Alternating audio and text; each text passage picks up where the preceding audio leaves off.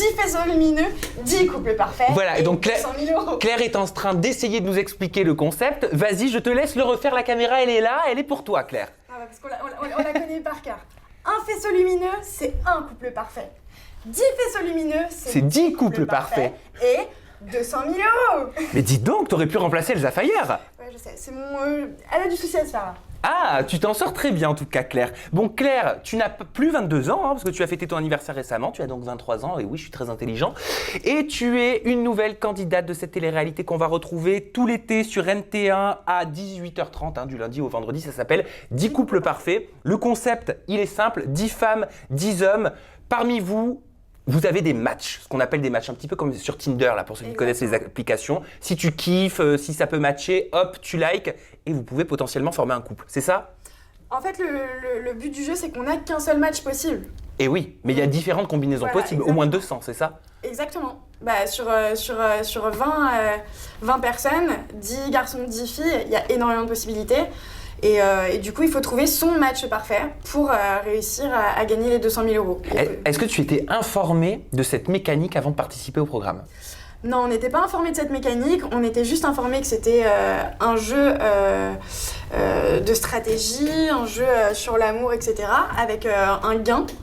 Mais on n'était pas au courant de la mécanique et de... Mais tu pensais atterrir où? Tu t'es dit quoi? C'est Koh-Lanta, c'est Friends Strip, c'est... Bah, sincèrement, moi j'avais compris que c'était Are You The One parce que je suivais la série sur MTV. Et du coup, quand on m'a présenté le jeu, j'avais un petit peu capté que ça ressemblait à cette émission aux États-Unis. Et quand on m'a dit c'est une nouvelle émission qui a jamais été en France, etc., j'avais un petit peu des soupçons sur la mécanique, mais j'étais pas persuadée, quoi. Donc Claire, tu as 23 ans, tu es mannequin, je me trompe pas jusque-là? C'est ça. Ok, ça consiste en quoi exactement? Tu es mannequin de défilé, tu fais de la publicité photo? Alors avant, j'étais mannequin agence, j'ai commencé le mannequinat à 16 ans parce que j'ai eu mon bac très jeune. Et t'es grande, 1m80? Ouais. Pour une asiatique, c'est pas commun. Mais oui! Mais ouais, non, mais du coup, j'ai fait ça de mes 16 ans à mes 18 ans. J'ai voyagé, j'ai fait le tour du monde en agence, etc. Et puis j'en ai eu un petit peu marre parce que je vivais mal le fait d'être loin de chez moi. Je suis très proche de mes parents vu que je suis fille unique. Et du coup, je suis rentrée, j'ai commencé à travailler dans la restauration et là, du coup, maintenant, je cumule un peu les deux, mais je suis plus axée sur la restauration maintenant parce que sur un vrai travail, quoi. Mais alors, qu'est-ce qui t'a attiré par la télé-réalité? Parce que tu parles de vrai travail. Pour beaucoup, c'est pas un vrai travail. Sincèrement, la télé-réalité m'attirait pas du tout, mais vraiment pas du tout. C'était quelque chose que je jugeais énormément. Je voyais les gens de télé-réalité, pour moi, c'était des gens bêtes, des gens... Et au final... Beaucoup de préjugés. C'est ça, exactement. Et j'avais besoin d'argent parce que mes parents ont eu quelques petits problèmes avec leur maison. Voilà, moi aussi, j'avais des petits soucis d'argent et je me suis dit... Bon bah ça me tombe comme ça dessus, on est venu me contacter sur Facebook, on m'a envoyé un message, on m'a dit est-ce que tu serais intéressée. On m'a présenté ça comme une émission d'aventure. On t'a parlé des 200 000 euros, sans doute. On m'a parlé d'argent, on m'a pas parlé de 200 000 euros. Mais alors on t'a dit quoi concrètement? Est-ce que c'est...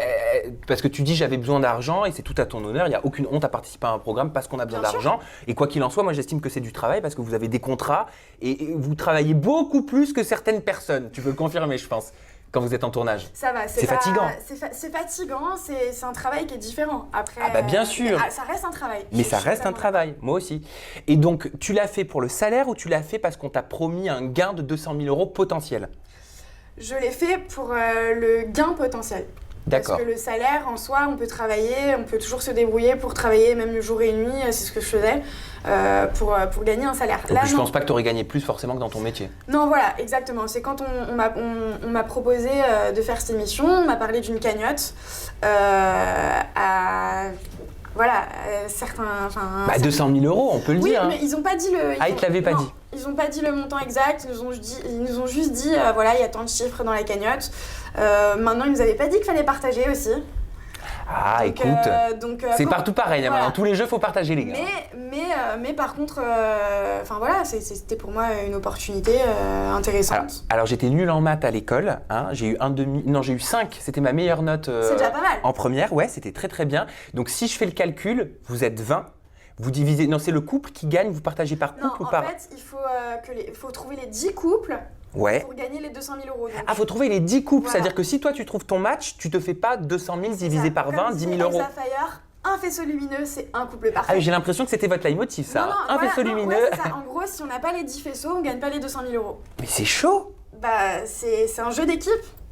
Ça veut dire que vous êtes même malgré les désaccords, parce que j'imagine qu'il va y en avoir hein, des désaccords Bah, comme dans forcément, toutes les téléréalités, il va y en avoir des clashs, vous êtes obligé de travailler en équipe. C'est ça, exactement. Ah, ça n'a pas dû être évident ça. C'est pas évident, maintenant on est tous partis avec la même motivation je pense, Ouais. et c'est vrai qu'au fur et à mesure des épisodes on se rend compte que c'est comme dans la vie de tous les jours, c'est compliqué des fois de faire la part des choses entre l'amour et l'argent. Et tu t'es bien entendu avec tout le monde? Sincèrement non. Ah, avec qui c'est pas passé? Pas du tout. Pas du tout passé, ça s'est pas du tout passé, enfin c'est pas du tout passé avec Caroline. Caroline, ouais. Parce que c'est pas quelqu'un de méchant, mais c'est juste un tempérament trop impulsif, trop rentre dedans. Et moi, c'est vrai que dans la vie de tous les jours, je suis pas comme ce que j'ai pu voir du premier épisode, donc je me suis pas trop reconnue. Les caméras, moi personnellement, ça m'a un peu changé. C'est-à-dire que tu t'es pas reconnue? À quel niveau? Bah, j'étais hyper intimidée, j'avais l'impression Ouais, que… bon, ça c'est normal. Voilà, hyper intimidée, je me suis trouvée chiante, quoi. Mais pourquoi chiante? Je sais pas, un peu neuneux, la nana qui est là, elle sait qu'elle est filmée, donc du coup elle fait attention à ce qu'elle dit. Mais ça c'est pas évident, hein. Ouais, c'est très compliqué. Quand on n'est pas… Mais surtout un tournage, il y a les caméras qui te filment, tu vas prendre un verre d'eau, on te filme, ça, mais- tu vas dire une petite cachotterie, on te filme. Non, mais c'est aussi pour ça que ça change ma vision de la télé-réalité maintenant, parce que c'est vrai que c'est… franchement, chapeau, c'est compliqué d'être filmé H24, de n'importe où on va, il y a au moins 3 personnes autour, où on sait que même si on est à l'autre bout de la piscine, il y en a un qui est posé comme ça, qui fait un gros… Oui, mais tu zoom. finis par retrouver du naturel. Là, c'est Et parce au que tu final, parles du premier c'est épisode. ça. Plus Et les au- épisodes vont passer, c'est ça. plus tu vas te Au reconnaître. final, c'est un temps d'adaptation où, qui est plus ou moins long pour certaines personnes. Moi, ça a été un peu long. Et j'ai eu du mal au début, mais après, au final, c'est vrai qu'on s'y habitue. Je sais pas pourquoi, je suis sûr que tu as eu plus de mal avec les filles qu'avec les garçons. Pourquoi ? Bah parce que, je sais pas, je le sens. Bah en même temps, bon, vous êtes toutes jolies, vous êtes toutes grandes, vous êtes toutes belles, mais on sait que les filles entre elles, c'est la guéguerre, hein. Bah, sincèrement, je pense pas que ce soit par rapport au physique, c'est aussi le fait que… Bah qu'il y ait des mâles. Voilà, et puis c'est surtout que moi je suis pas fille du tout dans ma manière d'être, dans ma manière de penser, je suis pas… T'es pas chichi pompon. Non, voilà, je suis pas vernie, je suis pas… Moi, maquillage, là c'est un exploit, donc c'est pour ça que je suis arrivée en retard. Non, mais voilà, donc pour moi, vivre en communauté, déjà c'est compliqué, parce que dans ma vie de tous les jours, je suis solitaire. Et encore plus vivre avec des filles. J'ai pas énormément d'amis filles, j'en ai très peu. Et mes copines filles, c'est des filles, c'est des garçons manqués aussi, quoi. Donc c'est vrai que je m'entendais mieux avec les garçons parce que je retrouvais plus le côté pote. Bah bien sûr. Et à part Caroline, hein, c'est Caroline hein, dont tu Oui. m'as parlé. À part Caroline, avec qui c'est pas passé? Sarah, peut-être? Non, Sarah, il y a eu quelques petits…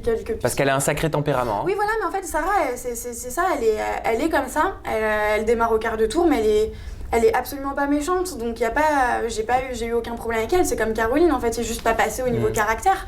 Bon, Mais t'aurais y a pas pu être amie dans la vie non, de voilà, tous les jours c'est ça. de la même C'est façon. une différence de caractère qui fait que j'ai rien contre elle, mais que c'est juste qu'on peut pas s'entendre. Et les garçons, parce que là, quelque part, vous avez la légitimité d'aller papillonner un petit peu à droite à gauche. On peut dire ça comme ça. Ouais. Ah bah oui. Non, Pour une c'est fois, sympa, on peut. c'est sympa, Ça ouais. doit être plutôt agréable.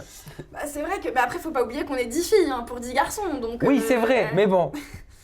Non, c'est vrai que c'est agréable. En plus, les garçons sont hyper sympas. Ils Ouais. ont tous des caractères différents, mais ils sont tous géniaux. Genre, ils sont hyper drôles. Voilà, ils ont tous un petit truc différent qui fait que… À tous. Ouais. Il est pas mal, Fabien. Hein.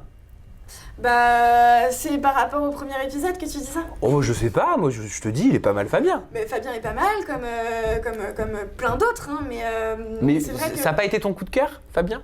Ah non, pas du tout. C'est vrai?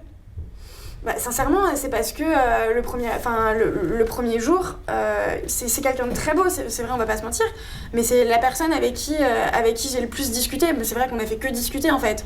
Il t'a raconté son histoire, Voilà, il s'est confié. Il s'est confié à moi, ça m'a vachement touchée. Ouais.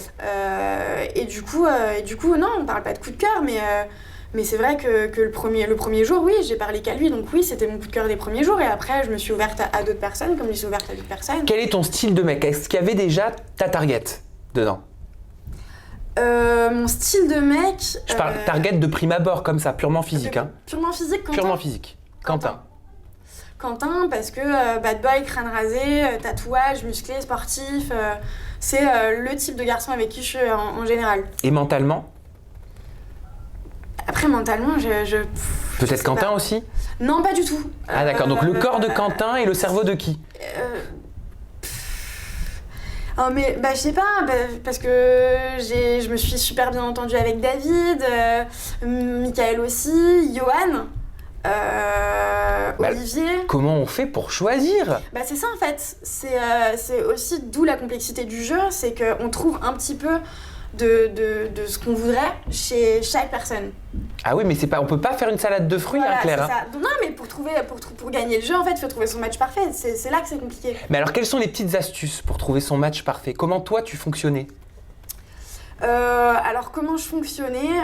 Je fonctionnais au feeling. Ouais. J'essayais de parler un petit peu à tous les garçons, de voir ce qui me plaisait, ce qui pouvait...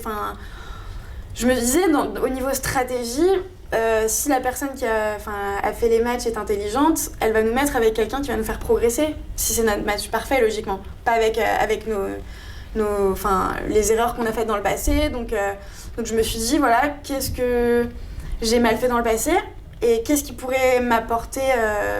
qu'est-ce que je pourrais espérer dans le futur pour grandir. C'est pas bête, hein, comme stratégie. Et voilà, et je me suis dit, voilà, il me faut un mec qui me fasse rigoler, il faut un mec qui soit posé. Faut que j'arrête d'aller trop vers des bad boys, il me faut un mec un peu plus calme, un peu plus... Et voilà, je me suis plus... C'est pour ça que je me suis dit, Quentin, direct, c'est pas mon match, c'est pas possible. Parce qu'il est trop... Et ça, dans la vie de tous les jours, c'est quelque chose... Mais est-ce qu'il y a des moments où, pendant l'aventure où tu dis, mais c'est une évidence, je le sens, c'est lui? C'est compliqué de se dire ça dans cette aventure, parce que déjà, le fait d'être H24 avec 10 garçons... Tu peux pas te dire que c'est une évidence. Mais pourtant, j'ai lu dans ton profil que t'étais un petit cœur d'artichaut. Non, mais ça, on a menti, c'est pas vrai. Je suis pas un cœur d'artichaut. Ah bon? Bon, un petit peu.